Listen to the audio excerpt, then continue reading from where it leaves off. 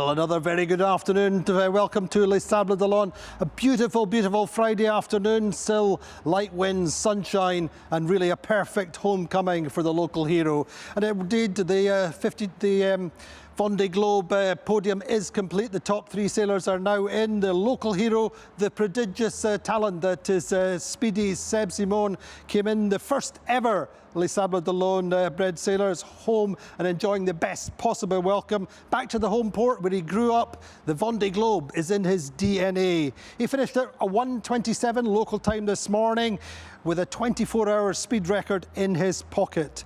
Meantime, news of the race otherwise out on the track. Well, Sam Goodchild is going well in fourth place. 2,000 miles to go. He's still 9 miles ahead of Jeremy Biou. Switzerland's Justine Metro is going nicely in 8th place. But there is a big low coming in. The weather is about to change in the early part of next week. My guest today, well, we had a nice session earlier on in the day with Antoine Mermod, who is the president of the IMOCA class. And I'm delighted to have on the plateau today Andreas Baden, our German 2028 skipper, hopefully, prospective skipper. He's an all-round expert, is Andreas, who was Seb Simon's electrical guru. And from the Groupe de Braille sailing team, Martin, who's also been playing an essential role for the last 18 months or so. But first off, Sebastian's homecoming this morning, perfect weather for him. He arrived in the pontoon just a few hours ago, and this was Seb Simon coming into Les Sables d'Olonne. His first words on the pontoon. Les Sables, c'est la maison, je suis content d'être rentré et c'était un accueil génial, je pensais pas, je voulais même pas m'imaginer quoi que ce soit pour voilà, pas être déçu. En plus, je suis quelqu'un d'assez discret d'habitude, donc j'ai eu un accueil extraordinaire tôt le matin, par un froid polaire.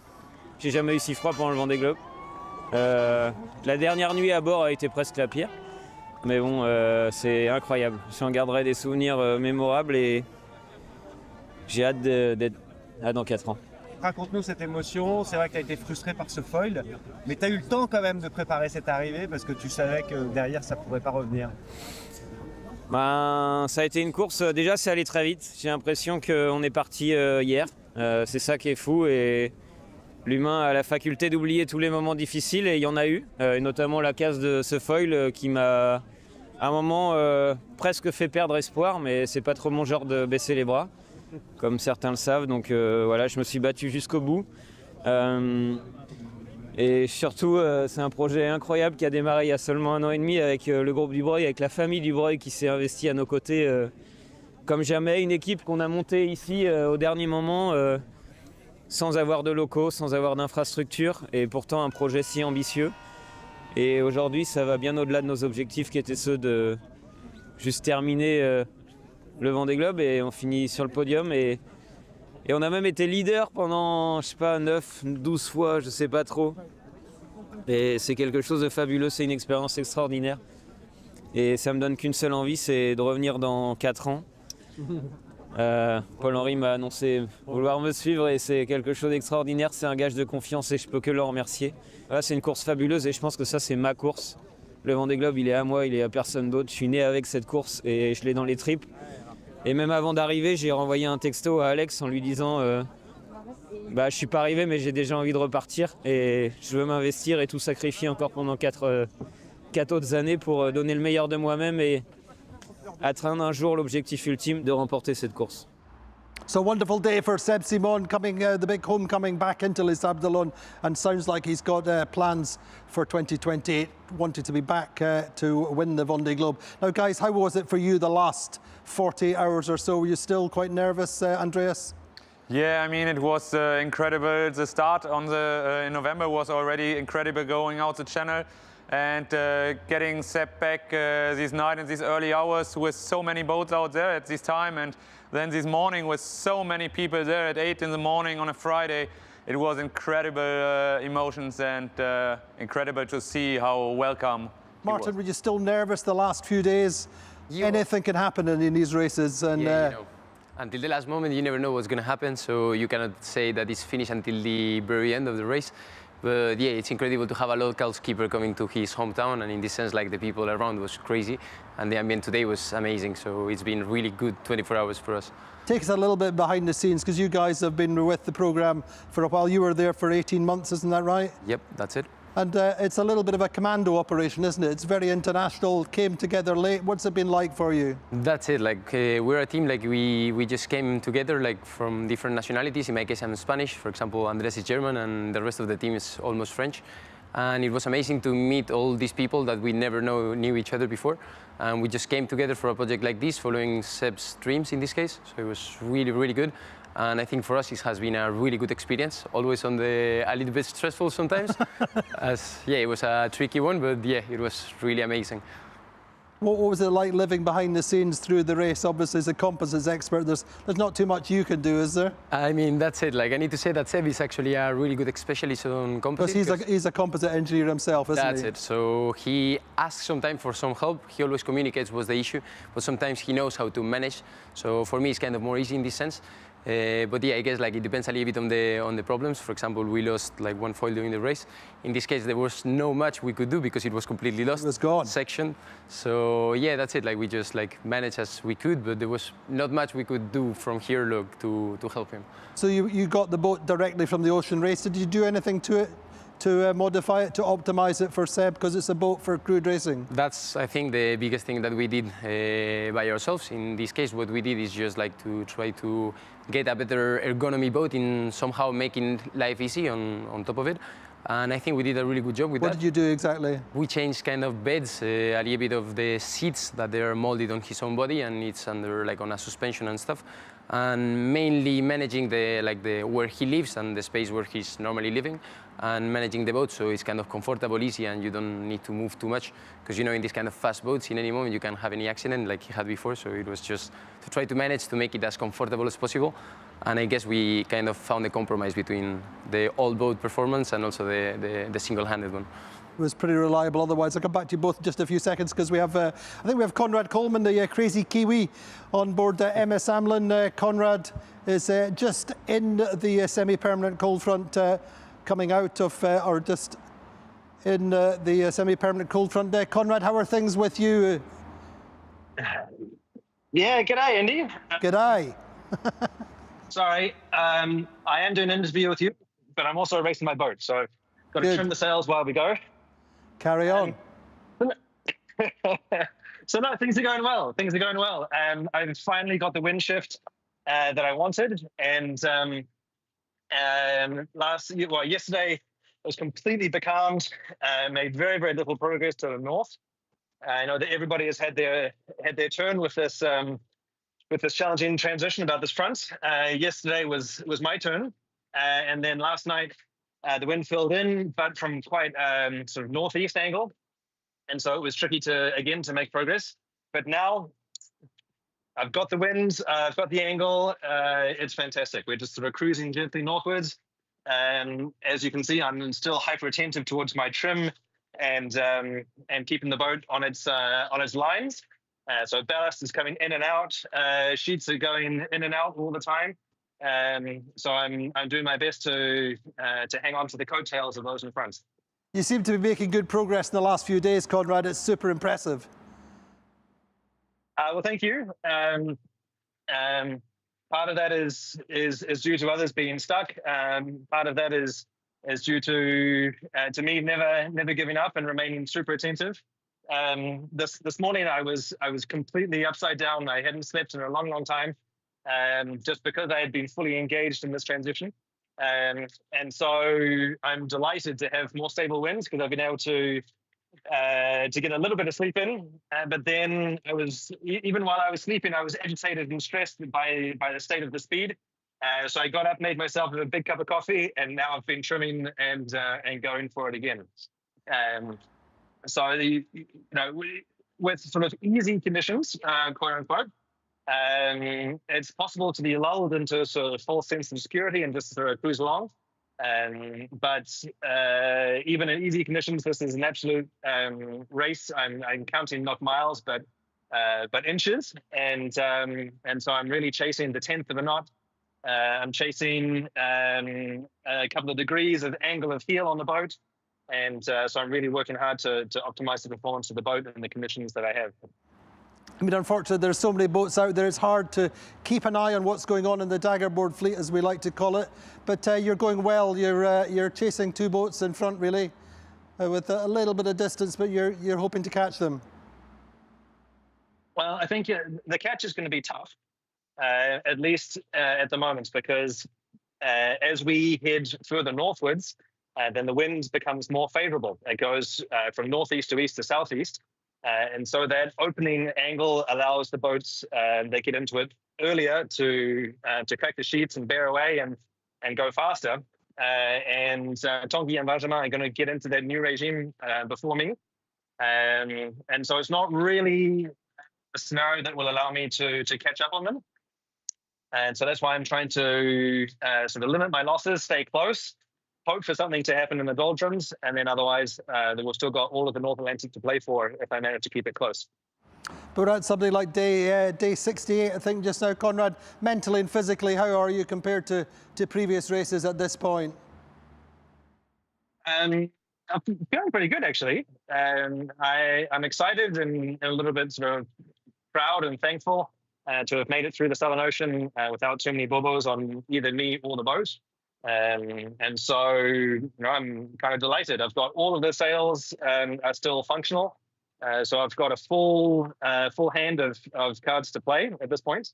I'm feeling pretty good. A little bit sort of stiff in the back, but maybe that's just because I've gone over 40. So I'm doing my best to get into yoga and stretching again now that we're back in good conditions and I don't have to be afraid of falling over all the time. I would desperately, Andy, love to go for a run. So I am feeling a little, I'm feeling a little bit sort of bit of cabin fever.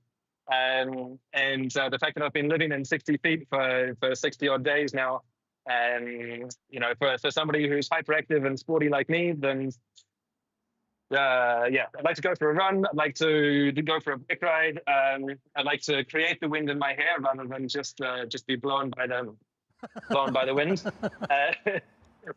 But aside from that, it's all good. I've got plenty of sport going on the coffee grinder at the moment. I'm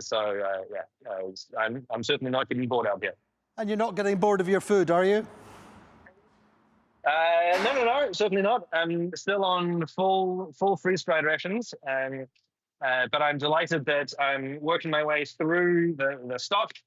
I'd taken 100 days of food with me, and so now we're more than halfway through, and so the bags are getting lighter. It's getting easier to stack.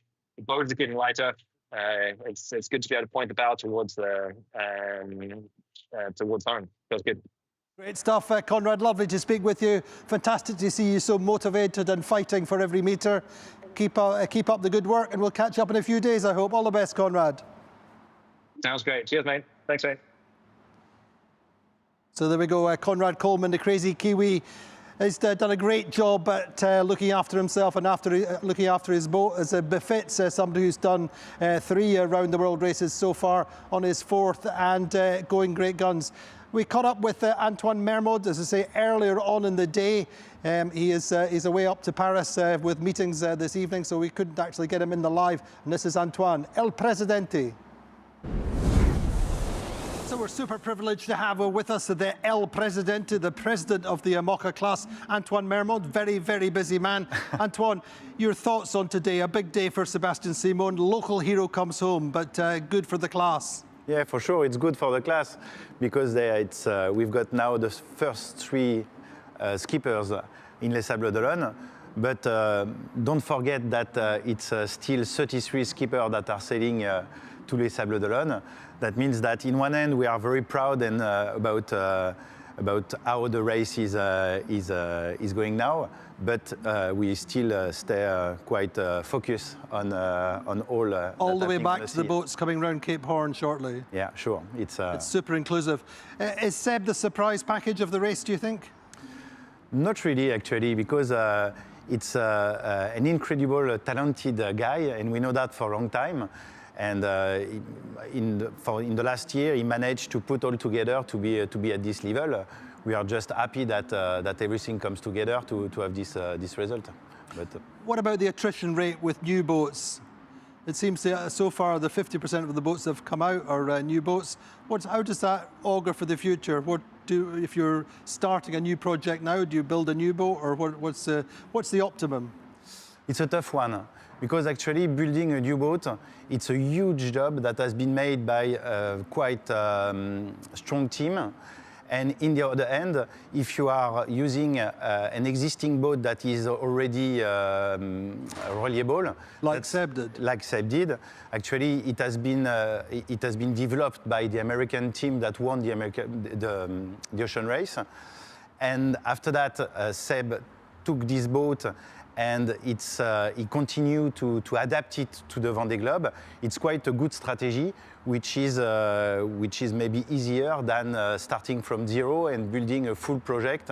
That makes that you need to have a very, very strong team and a very high level people and high skills to put all together. That means that yes, maybe the best is to have a new boat, but it's have to be going now. very important to have a reliable boat. Looking forward to 2020, how many new boats do you expect to have on the start line? Do we know at this point? It's hard to know, but it was 30% of the fleet that has been This time? Yeah, this time. My feeling is that it's a good number. And for the next time, if we've got 10 to 13, 14 new boats, You still think there'll be that many new boats? Yeah, I think it's good. It's a good balance. How do you see the next quadrennial generally looking through the fleet? Do you think it's sustainable at this level generally, all the way from the adventurers and the low budget teams to the daggerboard boats to the middle of the fleet to the top of the fleet? Can it all continue rolling at the same rate? I think that the strength of the Vendée Globe and then the Class IMOCA is this diversity within the fleet. It's very important having a high-level champion like the podium, but also it's very important that the race stays open to young girl, to newcomer and to adventurer, to non-French team. That makes that I think it's quite important to keep the same kind of fleet that mix different projects, and that's also what makes this race so nice to follow for many fans. But it's kind of one of these things that with the low level of attrition, you've still got 36 boats racing, then the level of visibility is lower for each team in the fleet. So how do we increase that or maintain that? I think that it's my strategy is more to keep the things open, and after that It's how the teams operate. yeah. It's hard to control everything and to say, okay, if I change this rule or if we decide to do that like that, the result will be that there will be more visibility. I strongly think that it's better to keep open, to make the system much open as possible, and then you've got people that are coming from China, from Japan, from the high-level Figaro French guy. But it's more than try to control everything. It's more to keep the system open. I think that's the best strategy to make it grow, to growing up. But obviously the high level of the podium this time, I mean, in terms of positions, then, you know, people will forget that, but there's a big difference. Does that make the middle order or the next order, does it make it so much harder to achieve? Do you think there's still the appeal for the middle order sailors and the middle order programs?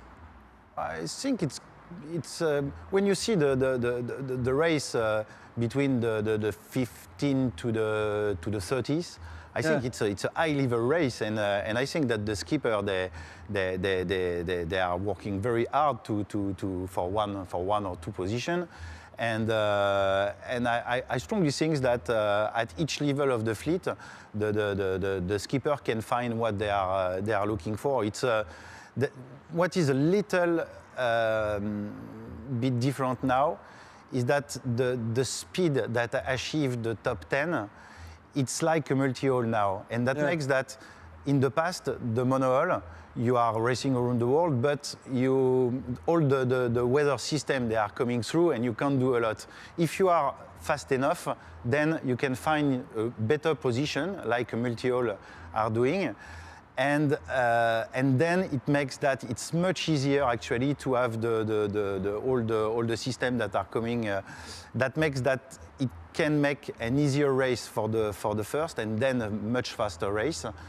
That's why maybe we can have more difference between the top 10 and the middle of the fleet because of the speed of the boat. Good insights. The big question that's being posed on the social media: should there be a Daggerboard prize? No, because the Vendée Globe, it's for since the beginning, it's a very easy concept. You start from Les Sables d'Olonne, you arrive at Les Sables d'Olonne, and there is a winner. But it's also all the finishers are the winner because the win is to finish this round the world race because it's it's a few sailors that manage to achieve such a challenge, and that's the success. Now then, tell us about the sustainability objectives in terms of boat building for the next generation. Where are we going with that in just a few words?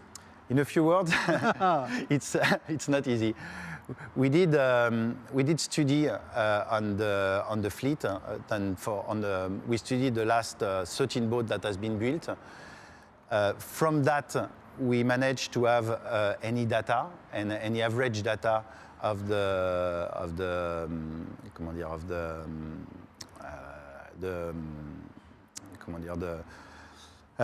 carbon footprint. Yeah, the carbon footprint of the boat that has been built, and the goal for the next building will be to decrease of 15% the footprint of the future IMOCA that will be built for the next Vendée Globe.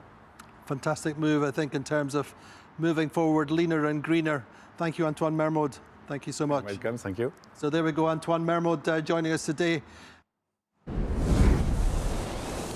So they go now, Andreas. You had or Seb some issues with his pilots at one point, and you had a very, very intense period. Just tell us about it. You were on call to him for quite a long time. Yeah, right. I was during all the race available for him, as every time anything can happen. And at some point at midnight or one in the morning, he got the first problem with the pilot that it drops out.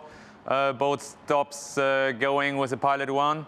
In our case, the pilot 2 is a bit less performance. This was in the South Indian Ocean, wasn't it? Yeah, this was right in front of the storm, 2 days, 3 days before the storm, after which he lost the foil. So it was a the first critical half phase. of the it was the critical phase to have the boat ready again till the storm.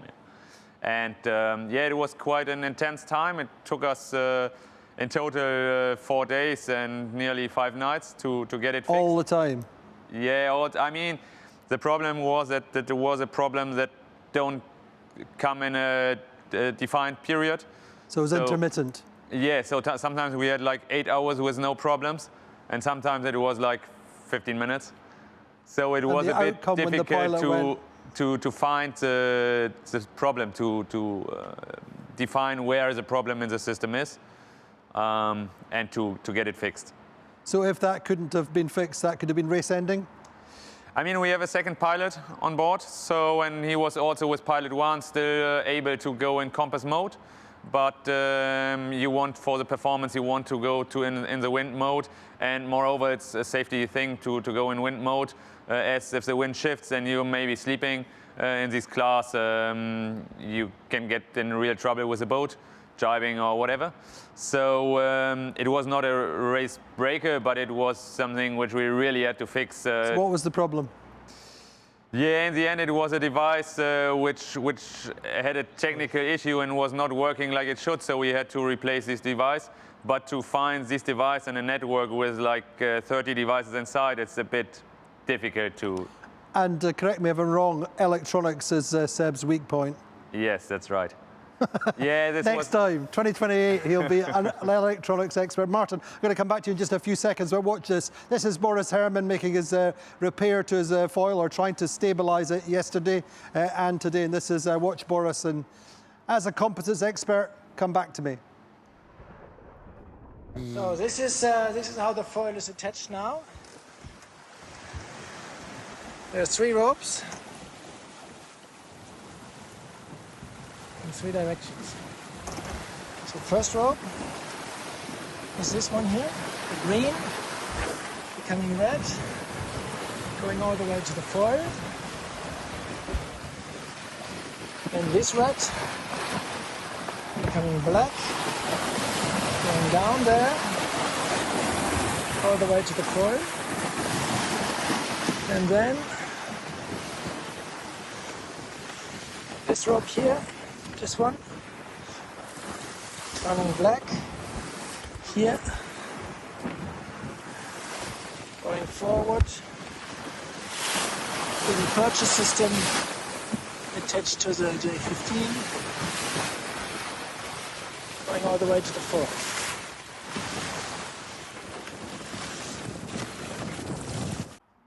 Well, Friday's weather focusing first of all on the group led by Chiral and by Sam Goodchild at the moment. They're coming into this high pressure ridge here, which is quite extensive, so they're going to slow down tonight.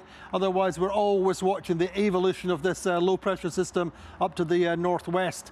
But that's the situation just now. Boris Herrmann out here a little bit further out to the west. Thomas Riong also not able to maintain the same course. And then this little group further back, Sam Davis, Clarice Kramer and Benjamin Dutroux. So that's the static image. Let's look now at the how the routing looks. Let's say into this high pressure ridge.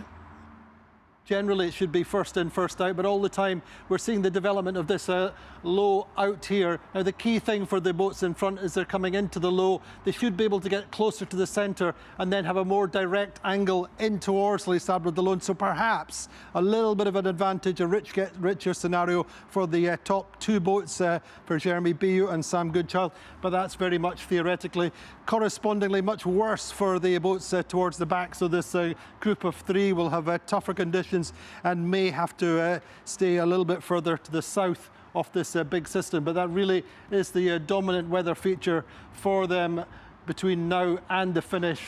So it's going to be a very testing week, and increasingly so. So here is the low pressure system. As I say, the leaders should be able to come in closer to the centre and then come out on a more direct angle in towards Les Sables d'Olonne. But it's going to be quite difficult conditions, but looking there as we're starting to see that, perhaps a little bit of compression, not quite sure, but Les Sables out here, and they're going to come up and be able to come in a more direct line. So for sure, a little bit of advantage to the top boats in that group. Now then, looking at the situation further back with Roman Athanasio, generally quite light southeasterly trades coming up towards the doldrums and indeed the equator for him. Similar situation behind, still quite light southeasterlies in general, and it's going to be fairly steady conditions, not too many problems for them, but quite an active doldrums for them. And then also now, looking away further back down, this group now starting to approach and get into this active semi-permanent cold front. The boats to the west perhaps having a slight advantage just now with better breeze and maybe able to come out, but that's the situation for them. And then further back, this is Ollie here, Tut Gut, coming into quite light winds. There's a big wide ridge of a high pressure, so the potential for these 2 boats behind catching up with him in the coming days. If we can just get the animation to run right, and there we go. So say Ollie coming into lighter breeze, Ying Kun Chu, our Chinese skipper, and Antoine Cornic coming in from behind and potentially catching up with Ollie. So that's the weather situation this Friday.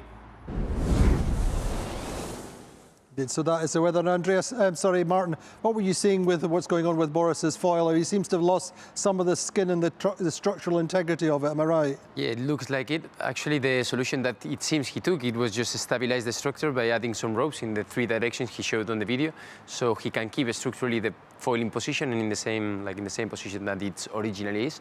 The fact that the foil is normally made out of C plates or carbon plates aligned in this direction, perpendicular direction to the center line of the boat. And in this case, they have a skin that is covering and keeping them all together. And it looks like the skin is broken, and then the structure of the foil itself is, we can see it from the outside. So that means that there is a possible delamination in between the C plates or just a glue of them. And it could lead to a completely structural failure of the foil and damage the hull even in case.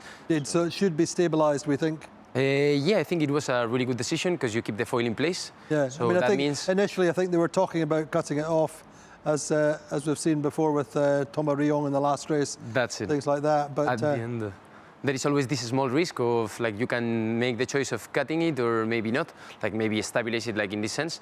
I guess they chose this option because the foil is structurally strong enough to manage while it's stabilized by these ropes. If it was not the case, probably they would have chose to just cut it to avoid any possible issue by losing the tip of the foil and breaking the hull or any other further damage on the boat. But pretty difficult times for Boris, eh? Yeah, I guess so, definitely. Now, Andreas, what are you learning from all this race? You're looking forward to trying to get on the start line in 2028. I mean, the diversity of the fleet, where would you like to see yourself in 4 years' time? Yeah, I mean, would realistically, be nice, realistically, to go into the first part of the fleet with a modern boat which is competitive. And I mean, you learn so much if you have this opportunity, like I have now, to get these views inside, sailing on the boats already, and on the other side, having the opportunity to learn what you need from your technical team. From all around, from your management, to get such a team running and to be competitive and more than competitive, like Sepp showed. So yeah, it's really nice to get these insights to know how I want to build up the campaign and on which points I have to adjust. And you obviously did a Transat Jacques Vabre, didn't you, previously? Yeah, right. Last year, 2 years ago already. Yeah, got it, time flies. 23, I did the Transat Jacques Vabre with Fabrice, with his Deggerboard boat, which is, yeah, we see this split in the fleet with the Deggerboards and the modern foilers. And I mean, I sailed both now. The foilers are more fun for sure. And yeah, this and as I'm a competitive sailor who wants to go as further as possible, but I mean, in this class, it's hard competitors, so it's hard to get on the podium as newcomer or in the top 10. But first part of the fleet would be perfect. Indeed. So you're going to stay and wait and see Fabrice in? Yeah, I think so. So I'm helping. I'm continue working with Sepp for now to take out the boat off the water and to analyze which should be changed or where we had issues to learn also from this. And in between, Fabrice hopefully will arriving. You'll have a little bit of time to wait and help and get the boat sorted out. Right. But Martin, your ambitions for the future, you're staying with the team, you've got lots of things to do? Yeah, definitely. Right now we have a beautiful period ahead. I guess after this race, we learn a lot about the team. Seb is more ambitious than ever, I would say. And that's Clearly. Actually difficult because before he was ambitious. But yeah, I think there is a beautiful period ahead in this sense. And we'll see what's going on, but I'm sure that there's going to be many different things to see in the next years. What really characterises this team compared to others, do you think? Well, I need to say that it's my first team in the IMOCA class, so I couldn't say much about how it works in other teams. But I need to say that in Seb's one, I guess he's like, at least he's possessed about what he wants, and he puts everything on it, and I think this is something that is contagious. So he kind of made us all dream about his own dreams. Like that was actually pretty cool. So we'll see what's going on, but for now it's been an amazing experience for a year and a half. And what about tonight? A big party? Well, we'll see too. You don't know. We didn't sleep that much today, so I don't know if it's gonna be today. But yeah, we'll see. Tomorrow's the party, I believe. I'm told, I'm reliably informed you're invited. Yeah, right. Anyway, thank you guys. It's been great fun. Hopefully you'll be around to join me over the next period and come back. Certainly, Andreas, so many different things to talk about, but wonderful. But this is Jin Kun Chu going round Cape Horn, our Chinese skipper. A big moment for him, and really he's profiting from the experience. 开不空，我看到黑人脚了，耶！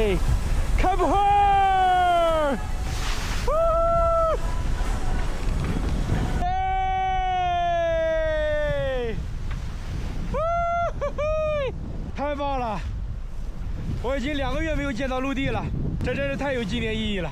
这是我第一次跨越合恩角，哈哈！我把风暴甩在身后了。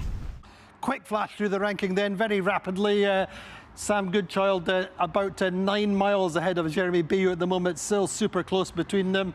And then 62 miles behind is Paul Mea. Nicol Lundvin about 110 miles behind in 7th. Justine Metro nice and solid in 8th. Boris Herrmann with his problems but still hanging there into 10th. He has 108 miles or something like that. Between him and Benjamin Dutroux. Benjamin Dutroux going a little bit quicker. Sam Davison 13th, Isabel Joska 16th, Alan Rura 20th, Conrad Coleman in 21st and going well.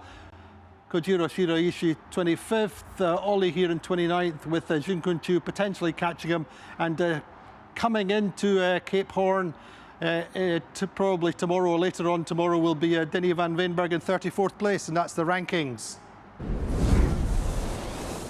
And for sure that'll be a big moment for race direction when Denny van Veenberg, our Belgian skipper, gets round, closes the door behind him on the big south. So that's it for our show today. We'll be with none other than Seb Simon tomorrow. He's promised to join us in English.